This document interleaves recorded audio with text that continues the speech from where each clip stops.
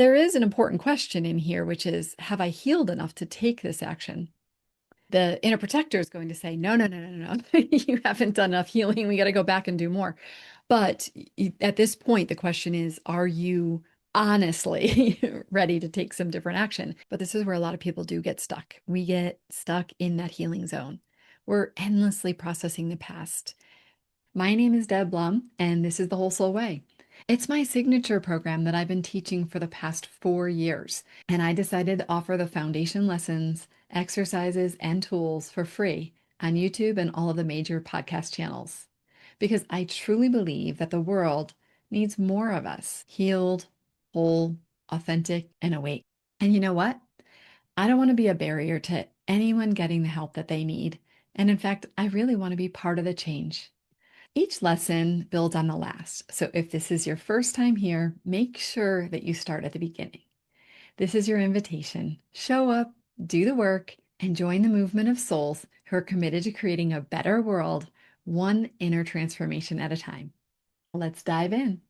One of the things that I've realized as I have been working with people to use their triggers as trailheads back to the past so that they can reclaim these parts of themselves that they've lost along the way of life and heal and metabolize unfelt feelings, to process fears that they never got to really look at, and to be able to reparent ourselves and provide the unmet emotional needs from our childhood to ourselves.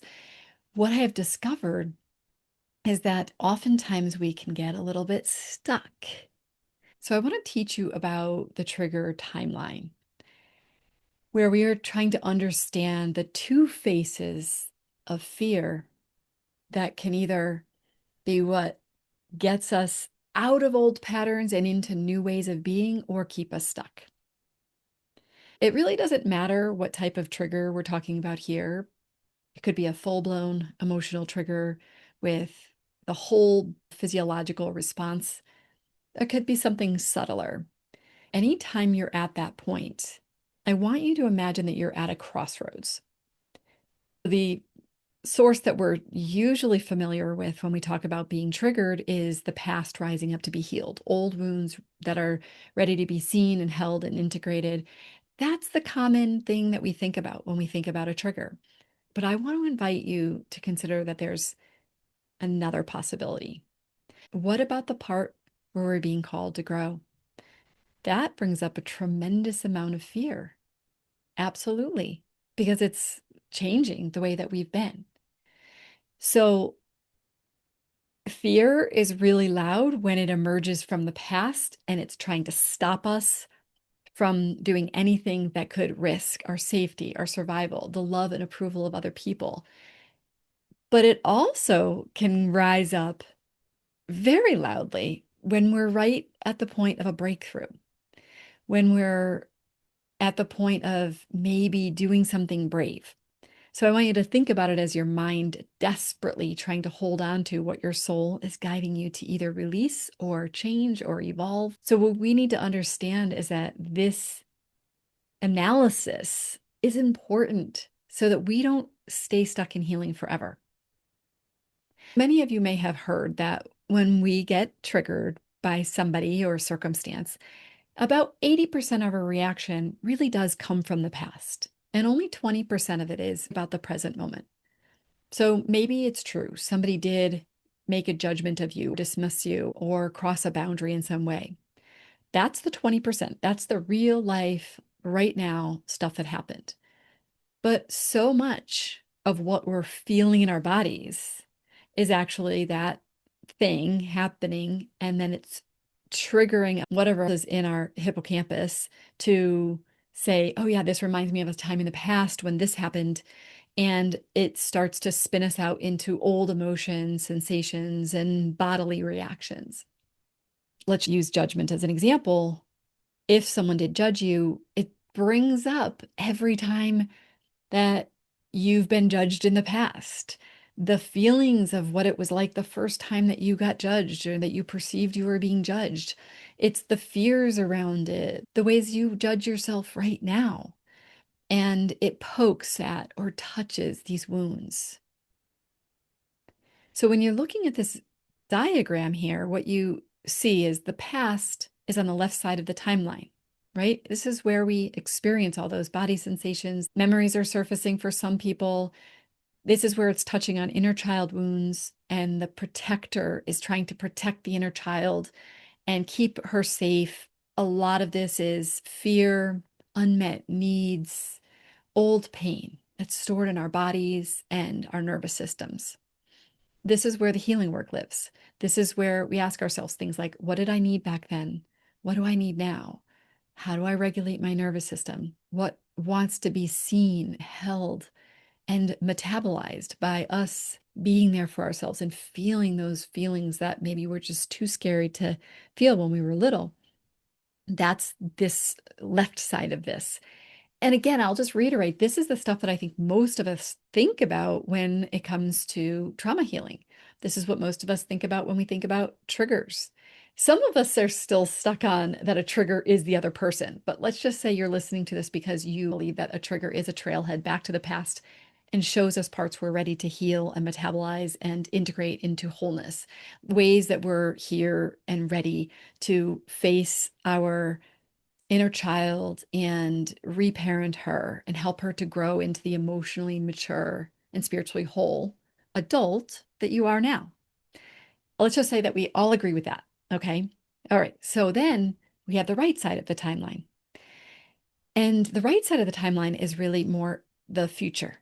It's what are we creating? What are we changing? Where are we moving as we've healed this? So imagine if you're along the continuum, perhaps you were really far on the left in the healing space and you were doing the work and you've been moving yourself closer and closer to the middle. Now, it's not quite as linear as this because along the way, you've probably taken some brave action here and there.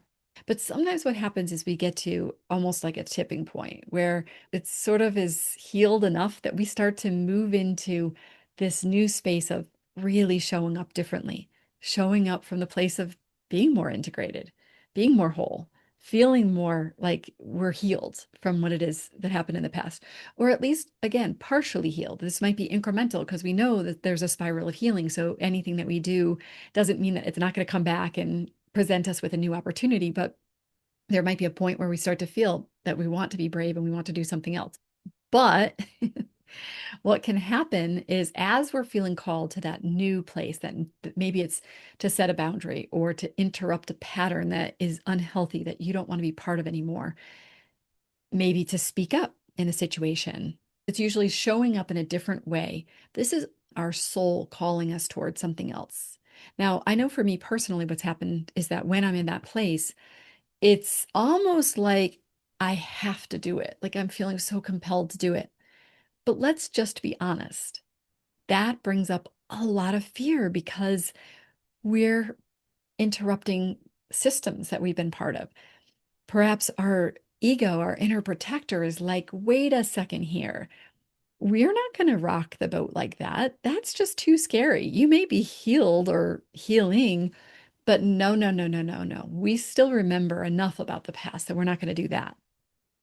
Or maybe it's not even that. Maybe it's, but it's scary to do that new thing. I have to practice it and I might not be good at it. And that might bring up another layer and some other little healing bit about not wanting to look like a fool or look stupid, or that you're afraid that if you do something, you have to do it perfectly so that nobody judges you. And oftentimes, what happens is when we're being called by our soul toward new action, we're being called to do it sometimes unskillfully and awkwardly, to take a little tiny step in the right direction. And we sometimes have to be willing to risk that we might get it wrong, or it might be imperfect. It might ruffle some feathers. But that can trigger a lot of fear in a lot of people. So, on the right side, oftentimes this fear comes up and we mistake that fear for more healing is needed. And so, what I'm inviting you to do is be at this crossroads place of being an inquiry. Because if you're on the right side of this, then you're going to be asking a different set of questions. Like, well, how is it that I want to show up differently? What am I being called to create?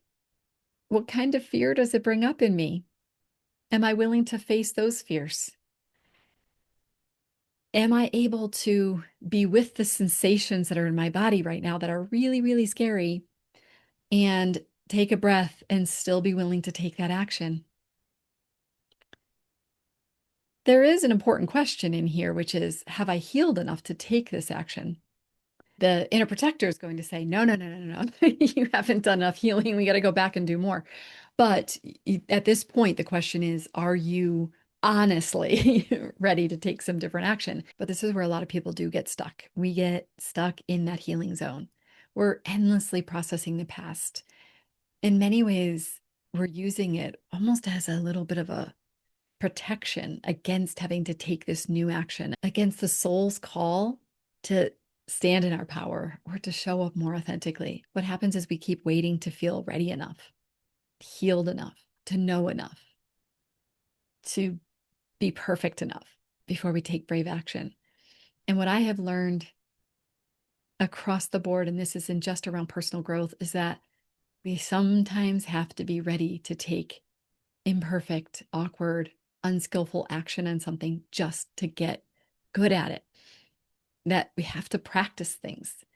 And if a person who wanted to learn guitar wasn't willing to not be good at it at first, they will never get good at it. Same with this. We have to be willing to be in that awkward, yucky middle place sometimes to change what we're doing and know that we might not get it right all the time. So if you hear yourself saying things like, I can't set that boundary yet, I'm still too triggered. I need to do more inner work first. I wouldn't be triggered if I was healed. I want you to consider the possibility that this isn't some type of re-traumatization. Consider the possibility that you're being triggered by the fear of taking new action. You're being triggered by the scary thoughts about doing something that you might not be good at and practicing it for the first time and falling down and skinning your knee and then getting back up again. It does require brave action, doesn't it? Hey there, Deb here. Just one quick interruption. If you've been diving into the Whole Soul Way round one, the foundation and core lessons, and you're finding that it's really resonating with you, that is amazing. Now, some of you will get so much out of this free content, and that will be enough. But if you ever feel called to take it deeper, or you think you'd like a little bit more support, just know that there is a whole journey waiting for you inside our full program. Joining the full Whole Soul Way container means that you'll be part of a community, not just any community, a community of people who are incredibly committed to their journey, who are engaged, empathetic, and so inspiring. And this community and my leadership means that you get more support and contextualization to your own life.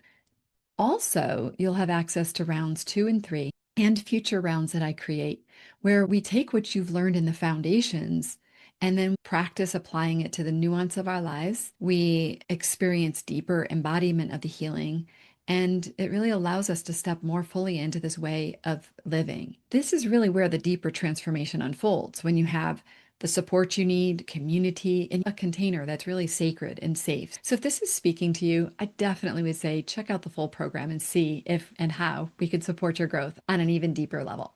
You can check it out at thewholesoulway.com/program.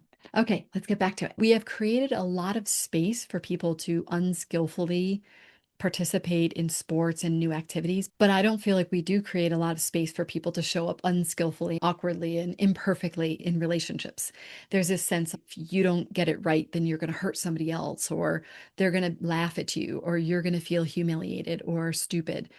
And I would like us to create a little bit more space for that, where we can take imperfect action. And one of the things I would suggest that you consider is even telling a person, I know I've always participated in this way, but I want to start to participate in this way because I'm trying to honor myself more. And I'm probably going to do it in messy ways. And I hope you can bear with me. Because I know, and you know, that it's genuinely scary to do something that you've never done before. And it's also super scary to break outside of rules and roles and conditioning that we've been living by and that other people have expected us to live by. And it's really hard when you stop doing something that you've always done and everyone else thinks this is just who you are. And they are going to have a little bit of a reaction in the beginning. But this is what it is when you choose your soul's path. Now, does that mean that there's not more healing to do? No. And in fact, when you take the leap and you make that change, you may bring up new triggers around what it feels like to feel stupid or to have disappointed somebody or for someone's feathers to get ruffled. And so then we can go back in and we can go around the soul way GPS and go back inside and we can do some more reparenting and healing. And then the trick is to not let that stop you, to remember that it's a practice. Go in, shore things up, heal some things, come back out again, try again. You might fall down again. It might not go perfectly. Someone might be disappointed in you. That's okay. Keep trying, keep doing it over and over again. Because when you start to show up differently, when you set that boundary or speak your truth or claim your power, you're not just doing something new. You become the person who starts dismantling the identity that's kept you safe and probably small in some ways. And here are two things that are happening. One is your nervous system does react. Your inner protector parts panic, and that's normal. And that's why they say, how can I get rid of this? How can I stop this from happening? Okay. But I think it's a time to get honest with your protector part, your inner child parts, and your soul with your adult self in charge. And I would highly recommend doing a dialogue quadrant in this situation and ask the question, is this old pain needing to be healed, or is this growth fear, anticipatory anxiety, anticipatory fear that I'm experiencing as I'm moving through something by taking new action? And am I willing to take that new action? When you're dismantling this identity that kept you safe, you are absolutely going to generate a lot of internal kerfluffle. But the other thing you're doing is that you're proving to yourself that when you do make a change, that you are still alive. Like I often say, you didn't die. Because at some core primal level, your inner protector, your ego is actually afraid that if you do something outside of what you learned as a child kept you safe, you will not be safe. And so the way to prove that to ourselves is to take teeny tiny little incremental steps toward changing the way that we were and prove to ourselves, oh, I am actually still safe.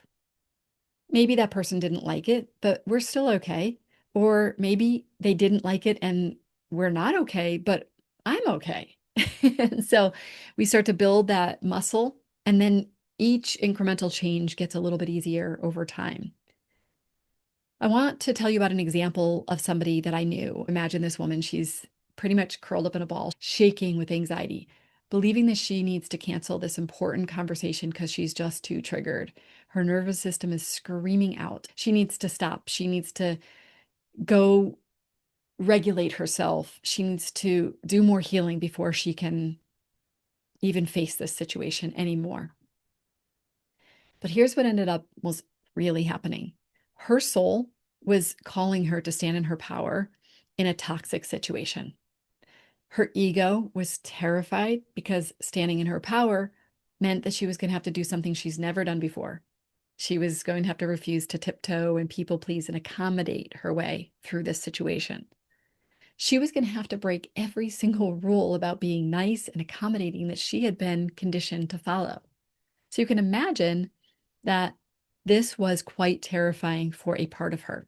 Now, one part of her, her soul was like, no, no, no, no, let's do this. You've got to do this. I'm bringing you along. Come on. Another part of her was like, no, it's too scary. It's too scary. I'm being triggered. I need to just go back to playing small. I need to go back and hide. I need to run away from the situation. But there was this moment where I was inviting her to consider the possibility that her soul was asking her to take some new action. Well, I want you to know that when we talked about this and we talked about the potential for her to stand in her power, it was something she had never even considered in a conscious way. It's just I had been working with her long enough that I knew that that was what her soul was calling her forth to do. Guess what? Once she made the decision to do something different, her shaking stopped and she started to feel a sense of strength inside of her. Now, was she still scared? Yes, but she was no longer mistaking the fear she was feeling for being triggered into her past. She was now realizing, oh, the fear that I'm feeling is because this is a scary thing to do. So she wrote a letter so that she could be in the situation and not have to be thinking while she was trying to do something new. So she wrote a letter that set this boundary that was very clear, and she read it at this meeting. So was she doing it perfectly skillfully? Would she want to have been able to just handle this by knowing the right things to say and being perfect in her way she spoke? Of course, but she didn't. She literally was scared to death. She still felt the shaking, but it was a different type of shaking. It was a new shaky voice. It was this tentativeness, but also strength. And she did it. And things did actually change for her. The pattern between her and this other person changed. Not because she healed more of her past per se, but because she answered her soul's call into the future. And the reason why I say per se is because I still believe that when we take new action, we actually do heal our past because we dismantle that identity that has had such a grip on us. And we start to open up the possibility that we're not fixed in this way of being, that we have some more flexibility and fluidity, that we can make choices in any given moment rather than have our old automatic autopilot patterns just running the show. So, yeah, she was scared. I mean, I would say she was terrified, but that fear wasn't really about that old trauma needing attention. This fear was about breaking free from who she always believed she had to be to feel safe and to survive her life. So, my invitation is to consider this to be like a trigger tension, that we want to dance in the tension and be honest with ourselves. I think there's always going to be some truth to that. There are old feelings that need to be held and seen and reparented and healed and integrated. And that work absolutely matters. And it might even be that some of that's still there, some residual things. But then to acknowledge this tension of that you will absolutely be scared to take new action, to shift patterns, to speak up, to set boundaries, to become who you are meant to be. This could even be you're afraid to go into the gym, or it could be that you want to start eating differently. And that means you have to talk to your family about that. You are going to change some of the ways that you're cooking. It doesn't have to be massively huge things you're doing, but they could feel huge to you. And it might be scary because you're afraid of the family being upset with you for doing something different. Or you're afraid you're going to go to the gym and it's going to bring up all these feelings so that you don't fit in and that you're uncomfortable and awkward. And you're going to have to then go bring those new triggers through the Soulway GPS and go inside and feel those feelings and reparent that part of you. And sometimes I think we are afraid it's going to bring up new stuff. And there's a little bit of avoidance that comes in, I think, for all of us when we're trying to make changes. But we do have to remember that this is natural. But this fear doesn't mean you're not ready.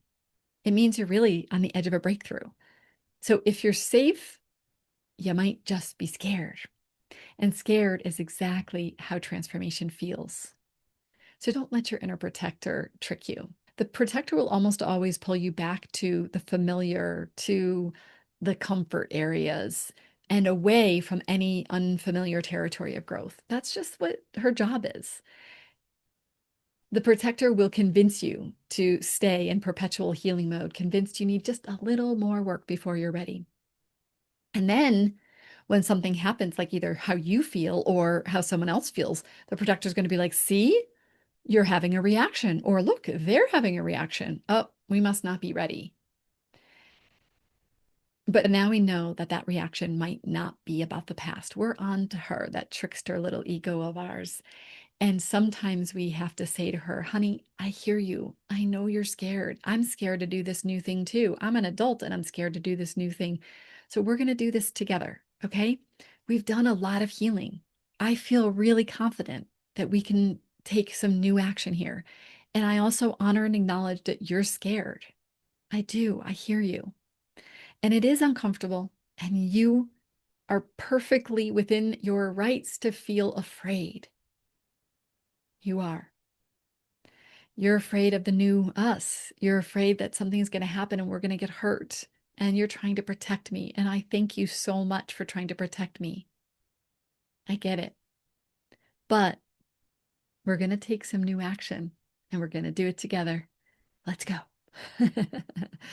So your soul isn't going to wait for perfect healing. Your soul calls you forward, even when you're still afraid. And yes, imperfect and not perfectly healed and maybe even a little dysregulated. Just to wrap this up, the trigger timeline shows you the whole picture. In the middle, what is the trigger? What is the fear that's coming up around this trigger? Is this past wounds asking to be integrated, or is this the future self waiting to emerge? We must tend to both directions. Imagine going up to the top of our mountain and looking down and seeing from a bird's eye view and saying, wait a second, I see this thing happening. I want to clean up the past, and I also want to answer the call forward. I want to hold and reparent my inner child, and I also want my soul to lead me to brave new territory. And if we're not holding both, we might get stuck. It's really just watching for where we are on the timeline and not allowing ourselves to stay on the left side forever, because transformation is available to us. And sometimes we have to take action before we're ready. So I want you to keep this in the back of your mind every time that you're in a moment where you're being called to do something a little bit different. And your natural reaction is, if I'm triggered by this, this must mean there's more to heal. And I want you to consider the possibility that it's not, that it's a call to take some new action and to be brave and to do it before you're ready and to leap into the new you that you are becoming, and know that new action will be scary, and not to make it wrong or bad, just to acknowledge it and know, of course I'm scared, but we're still going to do it anyway.